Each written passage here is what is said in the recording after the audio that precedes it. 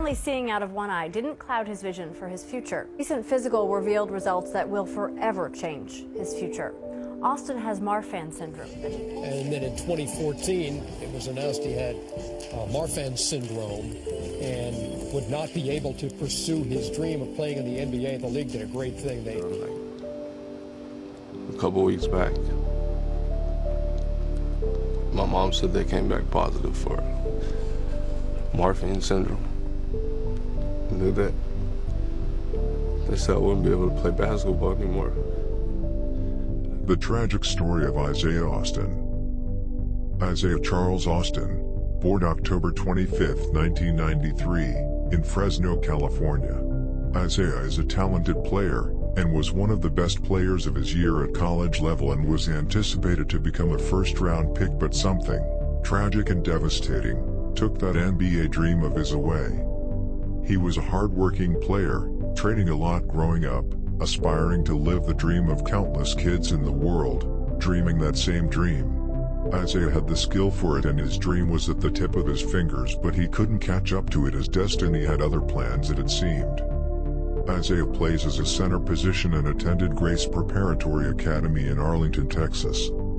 And in his senior year he averaged 15 points per game, 11 rebounds and 5 blocks, earning himself a back-to-back Fort Worth Star-Telegram Super Team Player of the Year honors. Isaiah also participated in the 2012 McDonald's All-American Game, 2012 Adidas Nations and the 2012 Jordan Brand Classic. And according to ESPN, Isaiah was named All-American Elite Second Team and was the number 3 recruit in his year. After high school he brought his talents to college where he played for the Baylor Bears the year of 2012 to 2013 and played as the starting center. He earned himself third team All-Big 12 and Big 12 All-Rookie Team honors. It is fair to say that Isaiah Austin was a well-rounded center and had the capable talents of reaching the NBA. But Austin had a lot of things against him. For instance, when he was 14 years old he suffered a detached retina, leading to a loss of his eyesight in one eye, so he was practically half blind.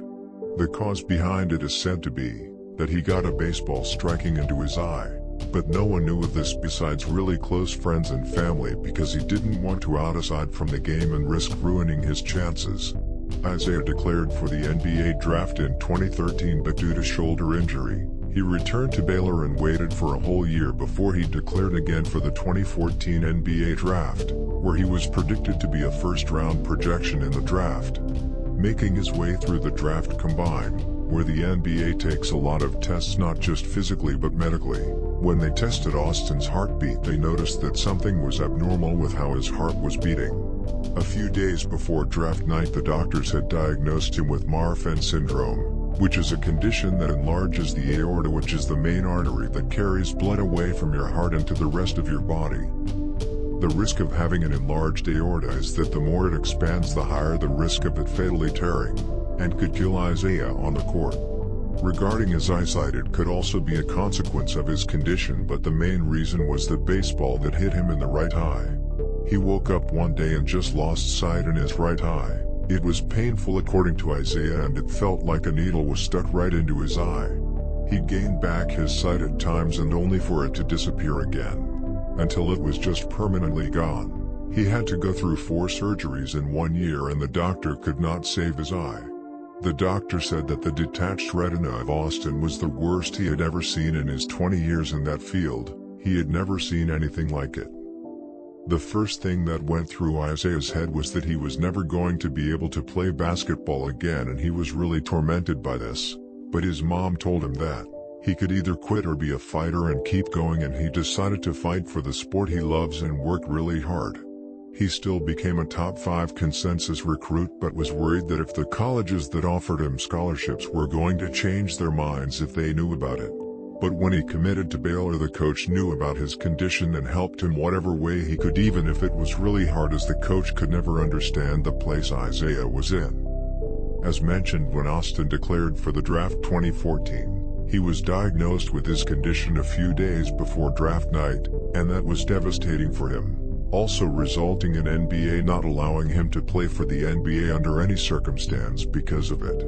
Adam Silver, the current commissioner of the NBA, made Austin a ceremonial pick in the draft so he got to experience his lifelong dream of being drafted. I want to take a moment to recognize Baylor center Isaiah Austin. You may have heard about Isaiah. Isaiah also received an insurance policy against career-ending disability through a special NCAA program, which was worth at least $1 million. He was also offered a job position at the NBA by Adam Silver after he finished his education at Baylor. As Isaiah met up with Dr. Liang, Austin didn't experience any regular symptoms of Marfan as shortness of breath and fainting. He was scanned a lot at Stanford and his aorta showed consistency and size. It wasn't expanding, which was the main concern. His aorta is still abnormally large, but it's just a matter of 1 or 2 millimeters. In 2015, Austin really started to wonder if he would ever make it back to the love of his life, being the game of basketball. They set up a plan for Isaiah, allowing him to play pickup games as long as he didn't play at 100% capacity. Meanwhile, Dr. Liang kept monitoring his heart, and as long as the size remained the same, he could increase the workouts with more intensity. Isaiah was really eager to get back into the game. I asked his buddy, when Isaiah is scrimmaging, does he take it easy? Says Lisa Green, Austin's mother. He said, how am I supposed to answer that, Ms. Green? I knew in my heart Isaiah was going all out. As time went by, Austin improved drastically and his body responded well to the increased physical efforts, and there was no increase in size of his aorta, which is the most crucial part of his comeback to basketball. In late 2016, Isaiah was officially cleared for competitive sports again, but it was a bit complicated because we are not just talking about a regular knee injury. It's far more serious than that. Even though he was cleared for competitive sports, it just meant that he is allowed to play competitively, but doesn't mean that there isn't a risk of something happening. There is no such thing as clearing, says Dr. Timothy Dutta. It's all just a risk assessment, meaning that the situation looks favorable to Austin and that he should stay with consistent checkups. My philosophy is, it's not my job to tell people what they can and can't do, Dr. Liang says. It's to let them understand what the risks are. He adds, what I'm trying to weigh is his physical risk as well as his psychological and emotional risk, Dr. Liang says. I have a good feeling of the cost of playing. This is what I do for a living. When I first met Isaiah, the cost of not playing was, he's going to be happy, able to function and enjoy his life, in which case, alright, just don't play. As time went on, it became clear to me that if he didn't have a chance to play, it would have left a big wound in him emotionally and psychologically. That's what changed for me. Dr. Liang and the family agreed on a plan just like before. While Austin launched his pro career, they'd monitor his aorta. The Austin family was ecstatic.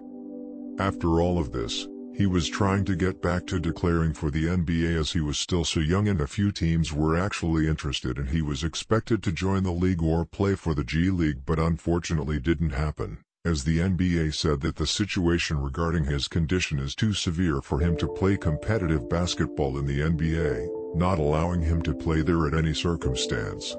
Even though it isn't an official policy in the NBA, it is recommended by the American Heart Association and American College of Cardiology, which says that athletes with Marfan syndrome should not participate in any competitive sports that involve intense physical exertion or the potential for bodily collision. A league spokesman declined comment on Austin's particular case, citing medical privacy laws. During that time, Green recalls Austin sinking to a really dark place. He became very depressed about the situation, and it's understandable. You work your whole life for something that you love and it all goes to bits as the dreams and hard work just shatters in front of your eyes. When Isaiah was released to go play but nobody wanted to take a risk, he was like, is this some sick joke? Green says, I'm like, Isaiah, you have to be grateful and have gratitude that you're even alive. He looked at me and said, just because I'm alive, doesn't mean I'm living. All Isaiah needed to do, even though his frustration was growing, which is understandable, he just needed to keep pushing forward as it was going to get better for him. On January 7, 2017, Austin was signed to a professional basketball league in Serbia, which was a huge triumph for Isaiah and his family, and from there Isaiah has been playing everywhere overseas, from Serbia to the Chinese league and so on. I'm just happy I can play the game again, because that was the main thing missing from my life, he says. It was killing me slowly, being away. Pursuing a pro career and making a nice amount of money to take care of my family is something I'm very thankful and grateful for. Austin's heart is still scanned regularly, and the images are sent back to Dr. Liang, who notes that Austin's aorta still hasn't changed one bit over the years. Unlike many Marfan patients, Austin takes no medication for the condition. I don't ever think about my health when I'm playing, he says. I know how I feel, I know my body, I know I'm healthy. So Isaiah's been looking good over the years since he was diagnosed and overcame and conquered his obstacles. Even though it isn't the NBA, he's still able to do what he loves and make a living of it, and maybe one day he will play for the NBA. Whether they'll allow him or not remains to be seen. It was a surprise to me, Chuck, to hear that. I don't know how that's all going to play out, but wow, just an amazing story. I saw that today early, and I